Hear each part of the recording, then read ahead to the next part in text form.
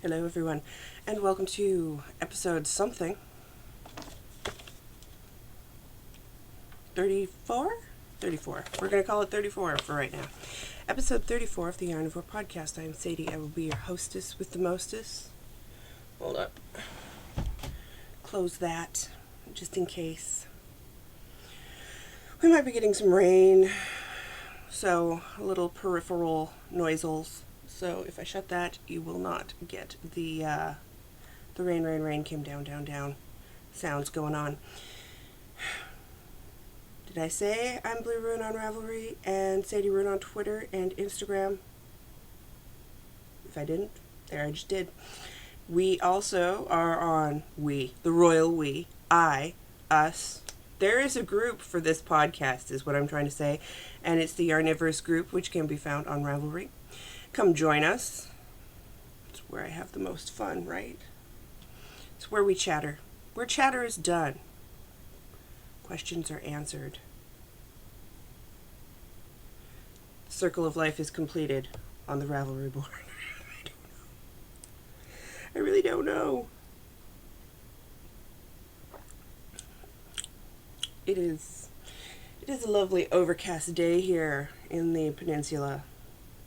And it is Friday the 24th of June, which means I have 2 days till my brother's birthday. I have to remember to call him. I'm having a bad hair day, but that's fine. It happens. It happens more often than not, if you would believe me.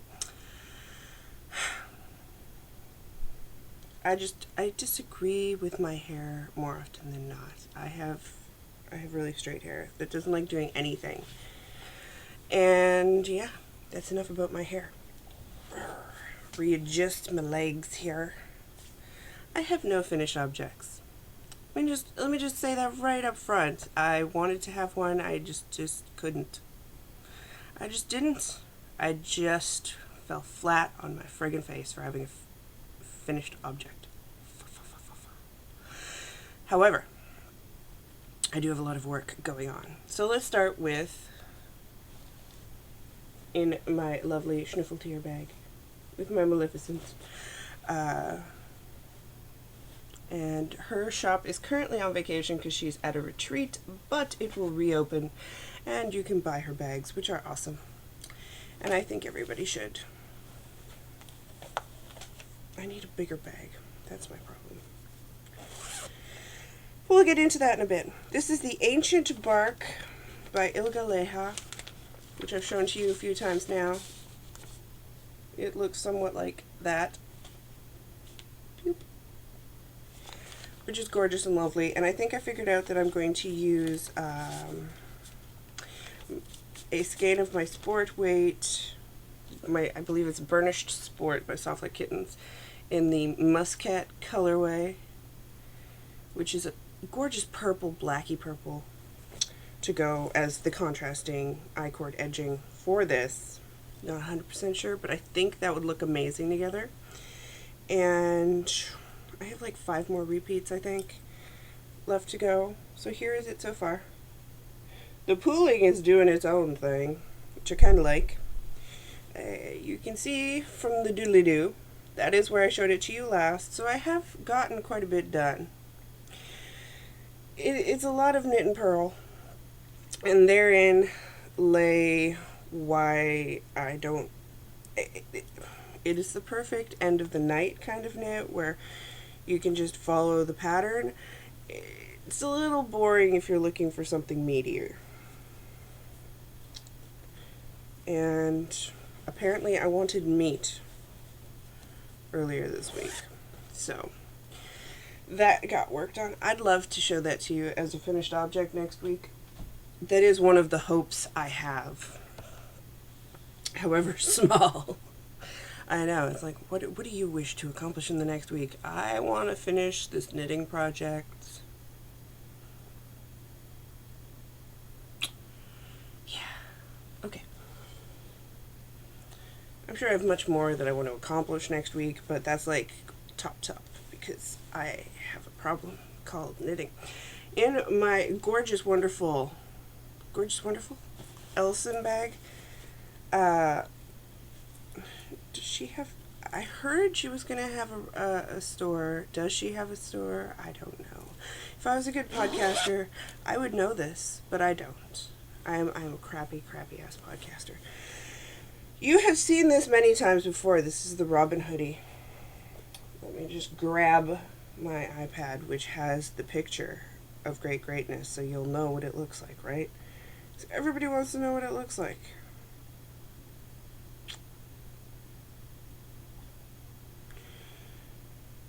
And do I even have it up? No, I do not. Why do I not? I think I'm in the wrong one. That's what I get for having two PDF experts. Seriously, don't be a Luddite like me. It leads to dead air, and it leads to me going, is it in the old one? Is it in the new one? Which one is it in? Of course it's in the old one. That would just make too much sense, right? Too much sense being made. So, I'm doing... Seriously? Oh, I guess he's just blurry. Well, okay. I'm doing the Robin hoodie.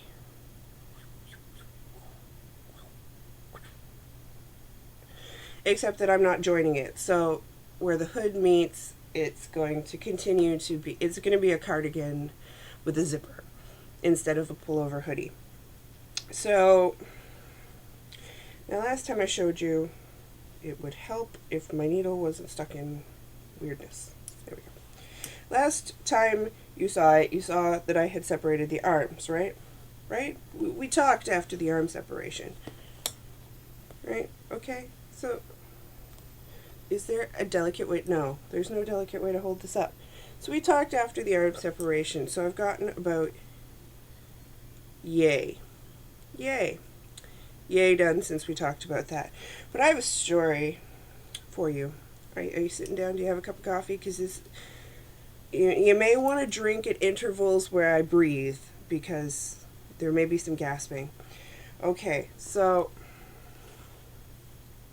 how is it going to be best for me to show this off to you? Right. I have tried this on the husband, and in spite of the fact that it looks like some weird kind of dress you would put on a child, I know it fits. I know it fits him. Okay? So my husband has very broad shoulders, which relates to the fact that, so I had to pick the 48, and I knew it would be a little baggy after the shoulders, but that was fine because he wanted to be able to like put on a substantial, like a shirt or a sweater or what have you underneath, and so that was okay. That was all good and fine. Tried it on him. It was fitted, but I know that what it fitted, once it hits water, is going to bloom considerably, and it is going to fit the way he wants it to fit. So right now it fits fittedly, and he wants it to fit not fittedly. But because of the nature of cables, as knitters know, it's going to open up, right? Because, let's face it, this little strip here is going to be a hood. And once it's, see, it's all bunched up because of the cable, but once it's blocked out, it's going to be nice and big. So, I know it's going to bloom, which is why I have no problem stretching it across him to make sure it looks okay fittedly. And you may wonder why I'm saying all this, right? Okay, so without giving away the pattern, right? So there's a size 48, and then there's two more sizes. It goes two sizes up from there. Two more sizes is the maximum. So I was knitting this, and so I separated the sleeves, and then I decided when he was on duty, when I had the night to myself, I was gonna start the body, because once you finish this little snippet, I think it was a 3-row transition, once you finish that, it's just solid, the one pattern the whole way down, because you're not, until you hit the ribbing, it's the same little repeat, the same little, it's the same as doing the hood, which was quite simple. So, well, not simple because there's patterning on both sides. However, a lot easier than the whole raglan increases with the multiples. Anyway, I digress. So, I tried to do the transition row the first time. Did not work. Tinked it. Tried a second time, did not work. tinked. Counted it out in my head, and it didn't work in my head. And I thought, is it my head that's wrong, or is it the... So I was like, you know what I gotta do? I gotta count. Because there's stitch counts for everywhere, which is a good thing. So stitch count. I need to count my stitches. I was supposed to have 195 stitches before I started this transition point for the size 48. I had 220. Somewhere along the line, I had gone up to the largest possible size you can make, which is a good several inches bigger than my husband. And I was like, how did I... And it fits him. That's how off my gauge is. I have always gotten gauge. Always. I've always gotten gauge. Like, it didn't matter. If it said, if the pattern called for this, and it was the same as the ball band, for instance... Oh, do I have yarn around here? Here. We'll use Tosh, because I've got some Tosh sitting right here. For instance, this says 32 to 40 stitches on a US 0 to 1 or 1.5. Okay, so I'd get 32 on a 0 or 40 on a 1, or no, I'd get 32 on a 1.5 and 40 on a 0. That is what I would assume my gauge would be on a Madeline Tosh Euro sock. Because that is the way I've always done it. So I've always gotten the same gauge as called for in pattern. I've never had to worry about gauge swatches or blah, blah, blah. Like, seriously, I have been sailing through life quite happily doing my do. My gauge has jumped the shark. It's jumped the pool. It ran away from me. It doesn't want to talk to me. We are like having a serious lover's quarrel. And somehow it worked out, which is great, because I didn't want to have to frog back this whole thing and be like, oh my God, starting again, because I wouldn't. I would just be like, dear, pick something else. Actually, I got to that point when I was talking to him on his duty day when he called to check in, and I was like, I've been at this for 2 hours. I can't take it anymore. And he was like, just frog it. And I'm like, no, it can't win. So, subsequently, I went at it a little longer, and I had to flub up some numbers to get it to work, because I was like 4 stitches off of the biggest size. And I got it to work, so it looks a little wonky under the armpits, where I had to do all my rejigging, but everything else works just fine, and it will fit the right way. I, however, am now tenuously grasping the reality of this gauge change problem. So, while I am happy, I'm very happy to have gotten where I am. And I actually added yet another ball, so I'm another ball down, which just makes me gleeful. I would like to finish this one before it gets cold. Which gives me some time, because we're just heading into summer here, but he does ask about it quite frequently, and so I do try to work on it as much as I can, but previously, if you can't tell, the cables were just eating away at my brain. Now it's not so bad. I'll probably be able to just powerhouse through it. However, I have the wickedest case of I want to start all the things, and not just all the things, but all the sweaters. And that is problematic for me. So, my next work in progress in my Mina Makes bag, of course, I love how this fabric feels. It has a feel. I like it. Is the Dirty Martina. Yes, it's the Dirty Martina. No, it's Dirty Martini by Ella Torrente, I believe.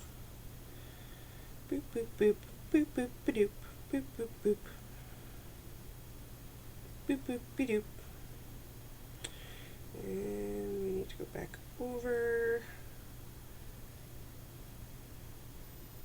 Yes, Ella Torrente. And here's a picture of it. Pew, pew. It's just a nice little openish, close-ish, cardigan-ish thing.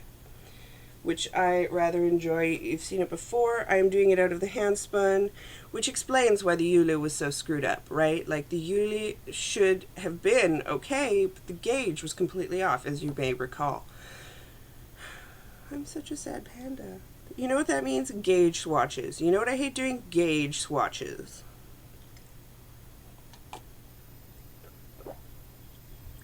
Can I just say, got gauge. So, the last time you saw it, I was working on the bottom. But now the bottom is done. I have done the little bit of garter. There's a little bit of garter at the bottom. And I am working, there's a reason it looks all schmucked. I'm working on the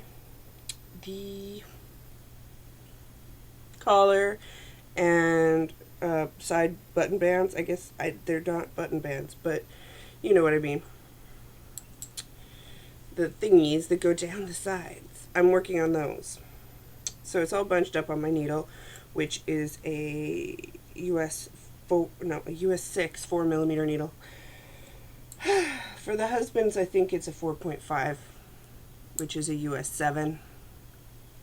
And it's a 3.75 for the ancient bark. And I know I got gauge on this because I measured the gauge on the Yule and picked something based off that. So I know I have gauge on the needles that I need to, except I'm not augmenting. Like, there's 2 needle sizes that are called for, and I'm just using the one because I don't want to mess with things. I'm fine with that. It's okay.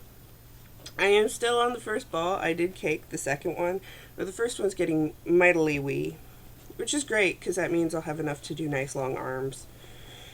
And while I don't like knitting them, I do like having nice long arms because I like to pull them over my hands. I'm one of those people. Also like the thumb holes. Maybe I'll build in some thumb holes this time. So I worked on my Dirty Martini. And then I had seen a pattern that I really enjoyed. It showed up in my friends' add-ons. If you're anything like me, I often, seriously, there's no picture of it. I often will go through what my friends are favoriting or what they're adding or what they've, when you click your friends tab on Ravelry. I do that quite frequently, just to see what everybody's up to. I also check out on the new patterns and such because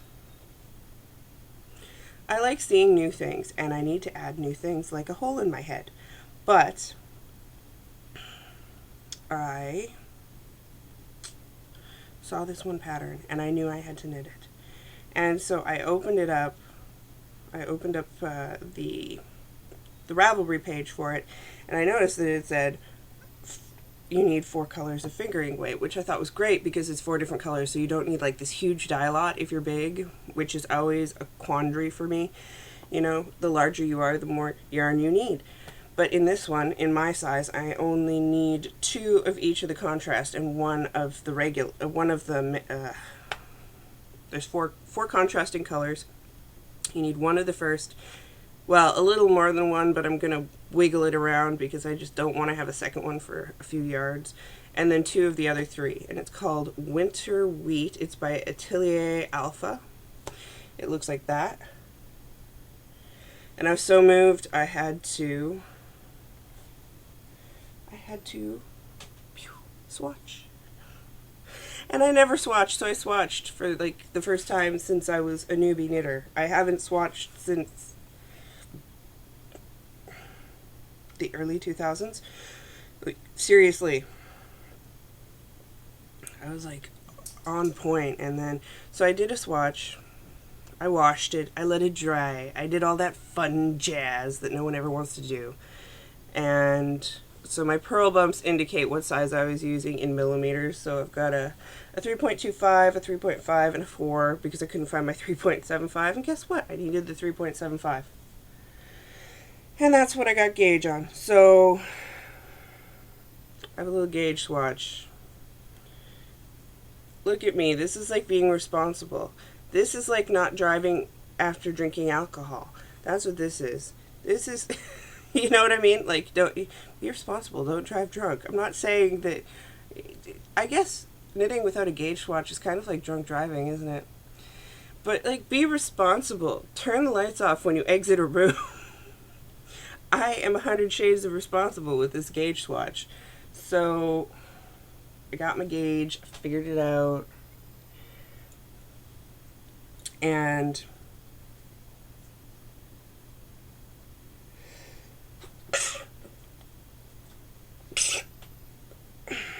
you're not supposed to hold them in, but seriously, the spray would have been too much for you.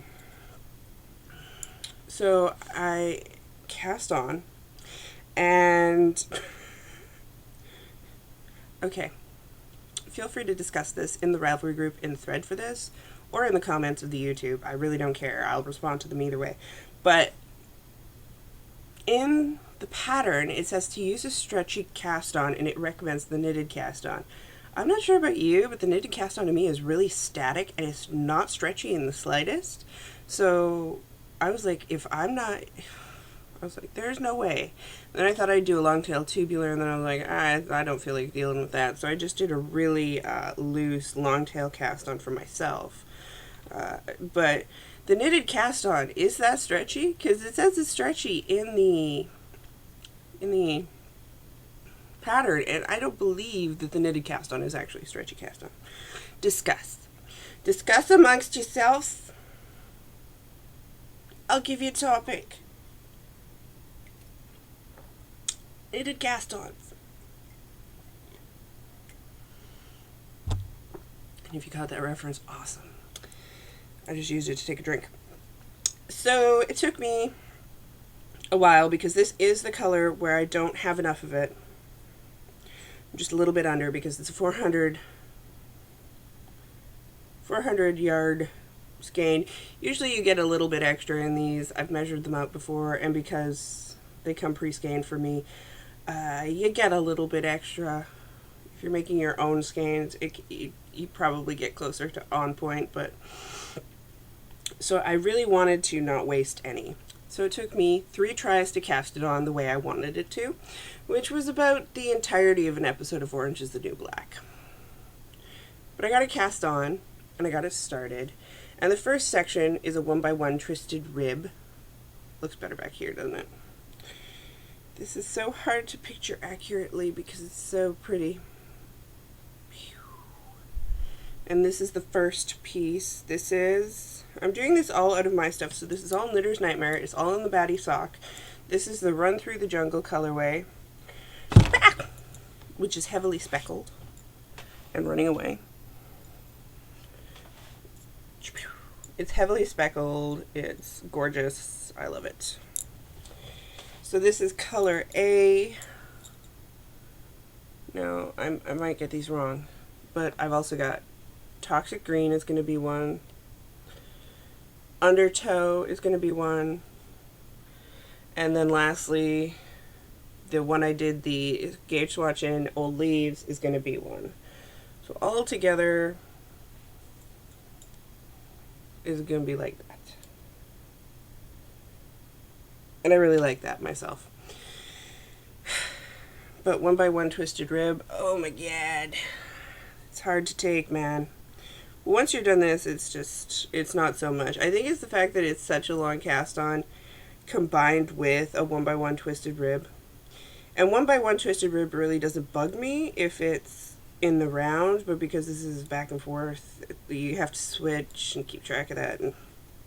But I'm halfway done this particular panel, so you do them in panels, right? I'm digging it. And I'm knitting it on a 3.75, which is what, a US 5? Yeah, US 5. These are high-highs. They're not sharps, but they're high-highs. Dawn, they're high-highs. I love Dawn. She knows that. Okay, you stay there. So those were my big those are my big works in progresses. I haven't touched the socks. I do want to, we're going to go see Finding Dory this weekend. We were supposed to last weekend, but life happened. So there's some, I think someone's sawing or something. So we're going to try and go this weekend. And that will be fun, which means I'll get some sock knitting done. I have to turn the heels of the bootstrap socks, and then it's just straight knitting for a while.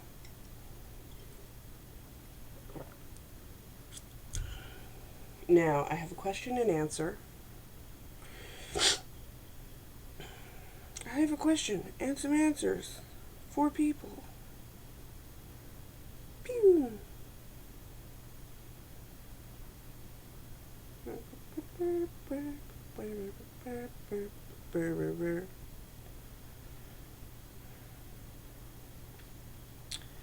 I know. I'm sorry. Okay, so the question which was posed in the Q&A, which if you want me to answer things, you can go post it in the Q&A on the Ravelry board. My happy little sushi are telling you to do so. And Awilda wants to know, I get that rescanning changes the appearance and order of the colors of the skein. What does it actually mean as a process? Are you winding it in a special way to change it? Nope, sure am not. Okay, so here are some of the things as everything falls down. As the world falls down over here. Okay, we'll use these. So these are in the shop right now, just in case. I have been dyeing. There was a big update, and there's still some things hanging out. So here's Forest Spirit, yet again. It was really popular last week. And here's Oi with the Poodles. Forest Spirit, I did not reskein because I think it looks really pretty in the hank for you to see. And Oi with the Poodles always gets reskeined because I think it looks better this way. Personal preferences, really, at this point. What do I do for this one that I don't do for this one? This one, I essentially I twiddle it, which is, of course, a term they use in floss tube for making it into a skein. To twiddle. But basically I skein it. Same thing with old leaves. I have a couple that I've reskeined just to see how it looks. Run Through the Jungle always gets reskeined. So these two always get reskeined. Because they look, it gives you the opportunity to see it better, because and then you've got Hustle Rose, who I like just the way she is. Reskeining her might be interesting to see how that plays out, but aesthetically I find that more pleasing. But what I do is I literally cake them and reskein them on my reskeiner. It's just more work for me. There is absolutely nothing that goes into it except for caking it and reskeining it. And part of me thinks we do it as dyers because we don't want people to see how easy some of the things we dye are. But they look really pretty. It's just, I don't know. It makes me feel lazy when I don't reskein them. But some people really like them not reskeined. However, for me, when I look at them reskeined, I know better how they are going to play out with each other. So, but then you look at Socks That Rock, and I know when you look at Socks That Rock, it's usually a 1, 2, 3 color combo. And then you know that's how it's going to pool if you knit it right. But really, I don't do anything special. When they're reskeined, I use it's the same thing I do for self-striping, because you have to ball them up first after you've warped them. You have to unwarp them. And then I reskein them. Well, for reskeining a regular skein, I just pop it on my Swift, automatic ball winder, run it through into a ball, put it on and then I put it on my automatic reskeiner and press the button and wait, and then twist, and you're done. There really is no difference. It's just me taking it and jumbling it back up. Somewhat similar to how you would do with roving if you want to play with roving. But that was the question. That's my answer. And I've kind of showed you what I dyed. Those are the 5 colors? 1, 2, 3, 4, 5. Yeah, those are the 5 colors that are right up in the shop right now. Several different bases, from the giant base to the baddie base, I believe. Several different bases. Okay, I think there's 2. So there's all the new colors that are up in there. And they're gorgeous, and I love them. And I will not bore you with tons of talk about those. So one of the floss tube people I watch, her name is Jessie Marie. She does stuff. I literally think that's her podcast, is Jessie Marie Does Stuff. But she is a floss tube, and recently she started getting back into doing some knitting portions to her floss tube, a separate knitting one, which I love watching. And she's very prolific with her floss too, like with her cross stitch. She's just adorable. And she just got married, so congratulations. She did a whip parade recently, and I thought, that sounds kind of cool. And of course, Tracy did the whip shaming, where she had people guess how many whips she was currently hiding out in her house. So I'm wondering, would people be interested in me pulling out everything? Like, I mean everything, like the nooks and crannies and the bags that I have purposefully forgotten. Would you be interested in a whip parade / whip shame? Would you like me to do a special episode of just whipping? Whip it good kind of deal? Because if you would, respond, and I will do that. Because I thought that might be interesting. Because I've got some. Serious. I've just, wow.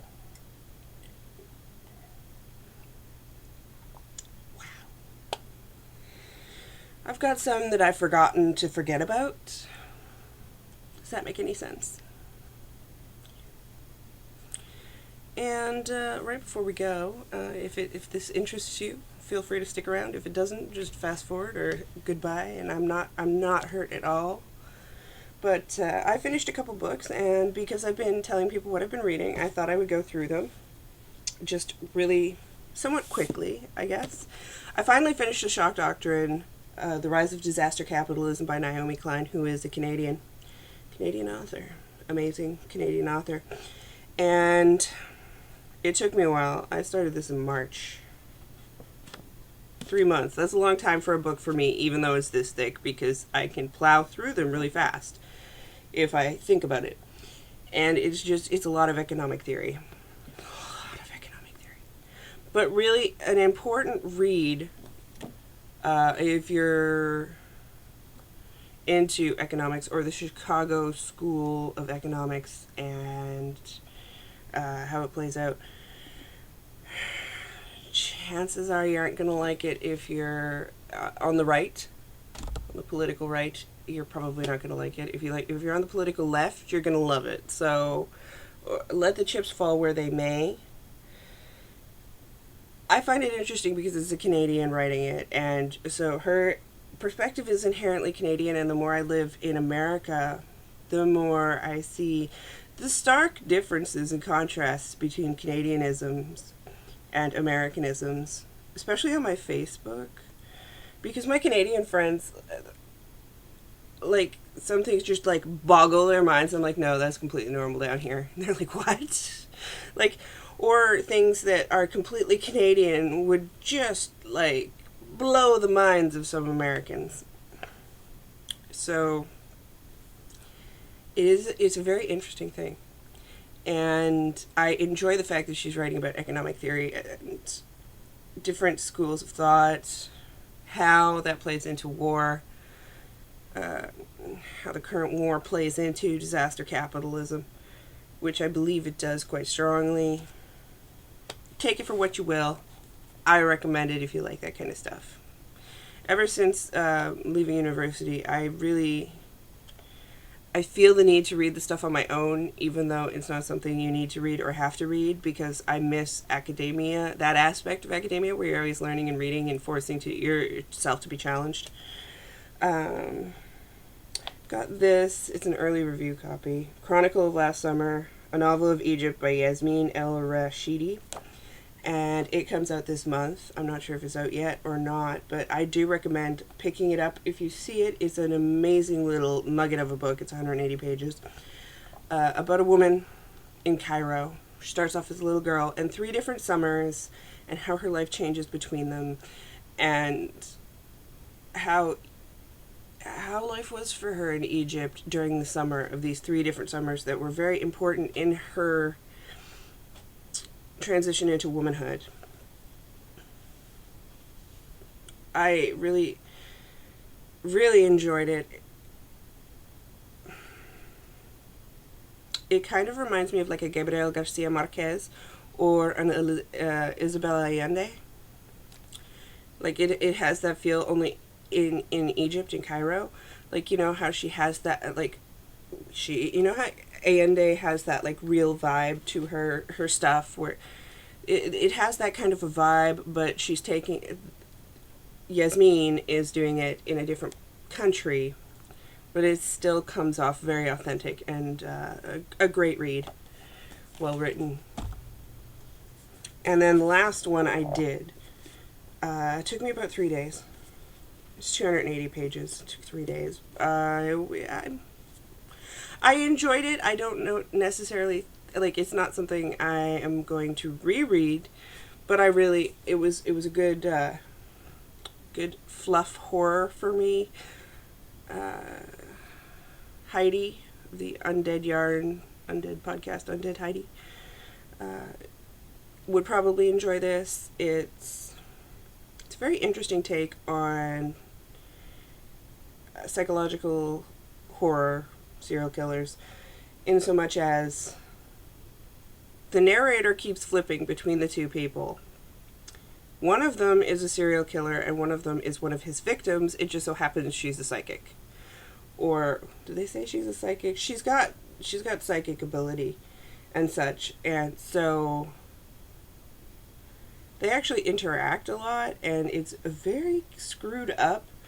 Once the hunted, now the haunted. So, yeah. Again, 3 days for a book that big, so it wasn't really good, it wasn't really bad. I would put it up there with, like, a Dean Koontz novel. I don't know. It's been a while, so, like, I mean, usually how fast I read it is a sign, but I think this is just a real easy read. It's a really good horror. It's really psychological. I enjoyed most of it. There are some graphic sex scenes, so if that bugs you, then don't do it. But if you like horror books and psychological books, then this is going to be on your list. And that sums up everything I was going to talk about on my little knitting podcast here.